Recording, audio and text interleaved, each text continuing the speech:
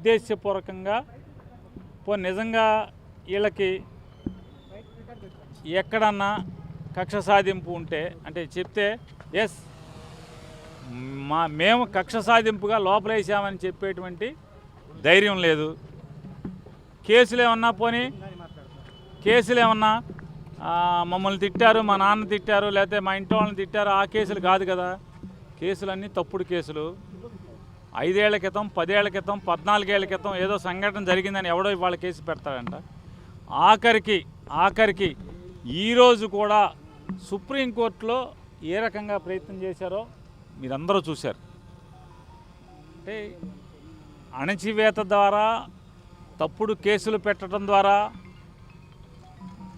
న్యాయశాస్త్రంలో లేకపోతే న్యాయశాస్త్ర ప్రొసీజర్స్ అంటే లీగల్ ప్రొసీజర్స్లో ఏమేమి లొసుగులు ఉన్నాయో, ఎలా దాటవేయచ్చో, ఎలా అవతల వాడిని ఏడిపించవచ్చో ఇట్లాంటివన్నీ కూడా చేస్తూ మరి ఇంతకు తీసుకొచ్చారు.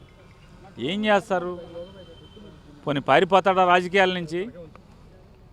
మీరు చేసినటువంటి వేధింపుల వల్ల, అక్రమ కేసుల వల్ల, అక్రమ నిర్బంధాల వల్ల, లేదా ఉద్దేశపూర్వకంగా అతని ఆరోగ్యాన్ని కుళ్ళబెట్టడం ద్వారా ఏం చేస్తారు? రాజకీయ జీవితం నుంచి, ప్రజా జీవితం నుంచి, గన్నవరం రాజకీయాల్లోంచి, గన్నవరం ప్రజలకి సేవ చేయడంలోంచి ఏమైనా పారిపోతాడా? పారిపోడు కదా. ఏం సాధించారు? ప్రజల్లో మరీ ప్రత్యేకించి గన్నవరం ప్రజల్లో వంశీకి సంవత్సరం తిరగకుండానే సానుభూతిని మూటగట్టి పెట్టించగలిగారు. మీ పార్టీకి మీరే గొయ్యి తవ్వుకున్నారు. మీ రాజకీయానికి మీరే చేతబడి చేసుకున్నారు. ఏం సాధించారా అంటే సునకానందం తప్పితే ఏమి సాధించలేదనేది అల్టిమేట్గా రేపో మాపో లేదా 4 ఏళ్ల తర్వాత ఖచ్చితంగా ఎవరెవరైతే దీంట్లో పాత్రదారులు ఉన్నారో అందరూ కూడా తెలుసుకుంటారు.